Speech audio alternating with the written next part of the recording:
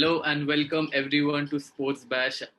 My name is Doipayan Mukherjee and today I'm here again with Manthan Goswami and Nishant Barai, where we will be speaking about Sunrisers Hyderabad losing their third straight game in IPL 2021. It's been the first time that they have lost their first three games of a season, and guess whom? It was in the other side of the camp, no other than Mumbai Indians. It's been a good effort by the men in blue yet again.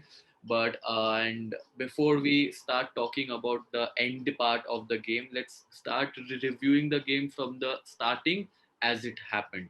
So Nishant, I'll first come to you. Sunrisers Hyderabad made as many as four changes to their lineup at the start of today's game. Does it tell us a story? Yeah, Hyderabad, I do think that the two changes that were crucial, which were Mujib coming in the place of Jason Holder, because we have seen the success of Rahul, Chahar, Rashid Khan. Like leg spinner have been really successful in the previous games and also in the previous editions of the IPL. Leg spinners have got really crucial wickets in the middle overs. So I think bringing in the Jason Holder, bringing in Mujib in the place of Jason Holder was a master stroke, and also Mujib did two wickets, right? And another change was Virat Singh. I don't know whether he was a good change. He is a good fielder, but he hasn't done any very good in the previous chances that he has got. And the another change was Khalil Ahmed. Yeah, that was also a crucial change because we also seen the success of slower balls with death overs. And Khalil Ahmed does bowl a very good slower balls. We have seen today also. He also disturbed Pollard and Hardik Pandya with the slower deliveries. And he was brought in the place of Natarajan. And Natarajan is not good at slow balls, but he bowls good Yorkers. But so Khalil Ahmed was a good choice in the place of Natarajan. And overall, it didn't make any difference because again the issue was the middle order views, and I think Kane Williamson should have got chance instead of Mujibur Rahman, and that would have solved again the middle order issue. So let's see if they can make any more changes in the further matches.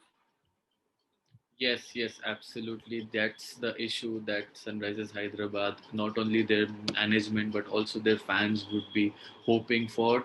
Manthan, now I'll come to you. MI won the toss and started to and elected to bat first. There are two ways I can see it. First, we are seeing teams struggling to chase now, so that might be a conscious effort to go forward and bat in a pressure game. This might not be so much of a pressure game, but still. And secondly, there are times when you make decisions based on the performances of your opposition. Hyderabad have lost games chasing in the first two games. Rohit is someone who digs deep into the statistics and previous performances, and he. Do you think that must have played in his mind to bat first after winning the Of toss? course, I think in this season of IPL, toss has become very important because firstly, you don't have an advantage of home ground. So, because of the current scenario, like matches will be played in other stadiums. And also, but I think when you have teams like Mumbai Indians, the mighty Mumbai Indians having won the trophy 5 times, and when you have such strong bowling and batting attack, I think this might not be a very big decision to make for Rohit Sharma. Of course, toss is important, but then they chose well to bat first. You had Rohit Sharma and Quinton de Kock giving a very good start to the team. Uh, Even Rohit could have played a bigger innings like Quinton de Kock if he had not played that shot.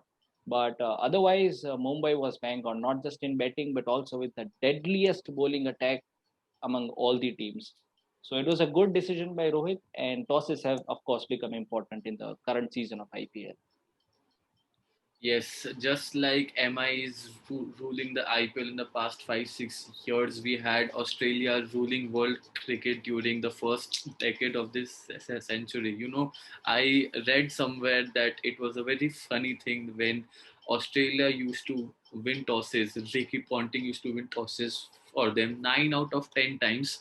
He used to bat first, and on that one occasion when out of 10 times he used to think about it and then choose to bat first. So it's a funny thing how teams who are doing well, they want to go ahead first. They want to bat, and especially rightly pointed out by you, they are backed very well by their potent bowling attack. But for a moment, I'll stay with you about the Rashid Khan impact that Sunrisers Hyderabad has. I feel even though he did not take any wickets today, but his economical spell did have an impact as to how Mujibur Rahman was seen. Like Quinton Tekok tried to attack him and lost his wicket. Similarly with Vijay Shankar. So there's special psychological advantage for Of course, having Rashid Rashid Khan. Khan undoubtedly is a world class bowler, and his and the sensible players of Mumbai Indians would definitely play Rashid Khan with care. Like they would not hit shots, make sure they just hold their wickets. And the same was with Bumrah in the first 3 overs. Bumrah took no wickets, but yet gave only 9 runs. This shows that the batsmen of the SRH camp are very much conscious while they face Bumrah. Like it's fine if they don't hit boundaries, but at least the wicket should stay in hand. And so is Rashid Khan. And I mean, taking Rashid Khan has taken 79 wickets in IPL. Is one of the best bowlers in the IPL, not just for Sunrisers Hyderabad. And his presence is of immense importance for SRH. And again today, exceptional performance. Yes, Nishant, now I'll ask you a question. Bhuvneshwar Kumar has taken, before this match against MI, Bhuvi had taken 18 wickets in 14 games against MI at an average of under 16. But today, that Bhuvi could not really step up to the occasion. He gave away more than 40 runs in his 4 overs. But more importantly, it was that Kieron Pollard knock. I feel the difference between the two sides was at the end. He was able to come, try to get used to the conditions, and he hit two crucial sixes at the last two balls. So, how do you think Pollard, as a member, even though he's not growing any younger now, still fits in into this MI squad? I mean, Pollard has always been a very important player for MI in the last five trophy that MI has won. And today also we saw that Pollard does contribute fielding. If you have seen the fielding efforts that he did today, he almost saved 2 to 3 boundaries. And in the right, if we consider the betting, we have seen that in the past few matches, the top order of the Mumbai Indians was in a quite a good form. So he was not getting chance to play because Hardik was coming at 2 down, 3 down. Ishan Kishan was coming ahead of Hardik Pandya, and Pollard was batting at around number 6 or number 5. He isn't getting much chances. But today, Pollard was promoted up the order ahead of Hardik Pandya. So yeah, that was a good chance. Like you have to give these chances to these legendary players who have been with you for more than a decade. So yeah, Rohit Sharma saw it well, and he gave him chance, and he again delivered like he did in the previous editions as well. So he's a very crucial player because he also does with contributes with the fielding. And we have seen Pollard bowling in last 2 3 matches because we have seen the Chepauk Stadium as the pitch is slower. The slower bowlers are getting advantage, and Pollard also did bowl over today. So yeah, Rohit is also considering that fact also. Yes, I think that the score of 150 is turning out to be quite a winning score in these slow tracks of Chennai, because people, some like chase teams, somehow scrape their way to that 150 mark, and then it becomes really difficult for batting at the second half of each innings. The first half for even the Sunrisers Hyderabad chase was, dominated by Pepe Bairstow's flying innings. He raced off to more than 14, less than 20 balls. But once that important Warner Bairstow partnership was broken, it is a very vulnerable, thin, inexperienced Sunrisers Hyderabad side. So, would you like to say something about it, Ishant? Yeah, again, as I said, Ken Williamson I think, it's fully fit and he should be given a chance. And also, if one more, I think I was thinking like, if instead of giving chance to Virat Singh, they should go to Kedar Jadhav. I mean, Kedar Jadhav hasn't had a good 1 year, 2 year in the last IPLs, last two IPLs, but he has done pretty good for Delhi Capitals or also for the other teams when he has played in IPL. He has done a good job of finishing the game. So I think SRH should, if they aren't, because bringing in Ken Williamson might be difficult because only four overseas players are allowed in the team. And in Hyderabad, David Warner, Besto, and Rashid Khan, they are the constants. I don't think there any one of them. Only the one place that is left is Jason Holder or Mujib was playing today. So if they are not bringing Kane Williamson, they can make the middle order strong with bringing in Kedar Jadhav, who has a much experience, and he also can uh, help you with the bowling. Like we have seen his Malinga style bowling, which can help against many good teams. Like Dhoni has used him really well. So it's time for David Warner to give him a chance. Like instead of giving chances to inexperienced Abhishek Sharma, then Virat Singh, he should give a chance to experienced Kedar Jadhav. Yes, there are problems aplenty for the Sunrisers Hyderabad camp. Not so much for Mumbai Indians. Coming into this tournament, I felt the only possible weakness for Mumbai Indians were their spin department. There was only one Rahul Chahar and Krunal Pandya who bowls that restraining order style of bowling most days. But Manthan, I'd like to ask you, Rahul Chahar picked up 4 for 27 in the last game against KKR. He came good, taking 3 for 19 in this game as well.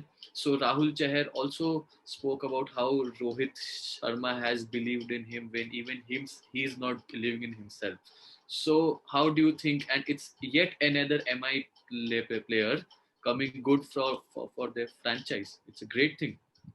Definitely, I'm extremely hopeful of Chahar brothers. I think, like Pandya brothers, Deepak Chahar, about whom we had a discussion yesterday, Rahul Chahar is also can be a great miracle for Team India in future. And again, like Deepak Chahar getting mentored by MS Dhoni, captain puts trust on you, tells you go out and bowl. That really helps. And same is the case with Rahul Chahar. I mean, 4 wickets against strong batting attack of Sunrisers Hyderabad is exceptional. And also, I think Rahul was able to bowl this when he had a support of Trent Bolt and Jasprit Bumrah. Like as because, for example, Rashid Khan did not take any wickets, but then he built the pressure and other bowlers could take the wicket. Similarly, you have Bumrah and Bolt building pressure on the opposite team, and then it becomes, I won't say easy, but it helps Rahul in his bowling. But super performance, and again, he is a player to look out for in this IPL. Yeah, at the end, the job was done by utter professionalism. All MI bowlers stood up to the occasion, performed well, and got the job done for them. So now moving forward, we have the first double header of IPL 2021 tomorrow. The first game is between RCB, who sit handsomely at the top of the table with 2 wins out of 2 games. They'll be going against KKR. So it's the first afternoon game in Chennai. Is it in Chennai? I'm not quite sure, but it'll be interesting to see how the first IPL game in the afternoon this year pans out. So, Nishant, will you share your thoughts about that game? What do you think? Yeah, as RCB fan, I do want that RCB should win this match as well. And considering their form, like they have won 2 in 2 and they are at the top of the table, I think that RCB will dominate KKR, who are very less in confidence because of the loss against the MI, where even the greatest of the finishers like Andrew Russell and Dinesh Karthik couldn't finish a game. So they will be quite less in confidence, and I feel RCB will dominate the tomorrow's match. Yeah, I just checked the matches in Chennai itself. So the both teams will be probably hoping that the sun-baked pitch plays out better for the batsmen because bowlers have had quite a dominant say in the IPL so far. Moving on to the next match, it is Delhi Capitals versus Punjab Kings. Manthan, along with what you think about this match, also let me know whom do you think will be the highest run scorer and the highest wicket I taker would I from would this game. definitely place my bets on KL Rahul. I mean, it's time he comes to his form, leads by example, and plays the captain's innings tomorrow. It's important for the team, and also I think it's high time we have seen the KL Rahul, right? And tomorrow is the match where I think against the bowling attack of Delhi Capitals, when you have Enric Nortier and Rabada, you will definitely need experienced player like KL Rahul. So I'm hoping that he might play big innings tomorrow. And wicket taker, who will be your highest wicket taker? I think it will be if Enric Nortier plays, of course, I'm going to place my bets on him. Yes, yes. So it's a special Sunday for all of us tomorrow. It's a weekend. It's a weekend lockdown here in Delhi where I am. So there's not much to do anyway. For me, I'll be stick to my TV And looking forward to meeting you tomorrow as well. Same time over here, we'll have a slightly longer discussion because we'll have two matches to cover. And yeah, pretty excited for that. Thank you, Manthan. Thank you, Mr. Barai, to stay with us. See you soon. Thank you so much. Thank you, Pri. Thank you, Manthan.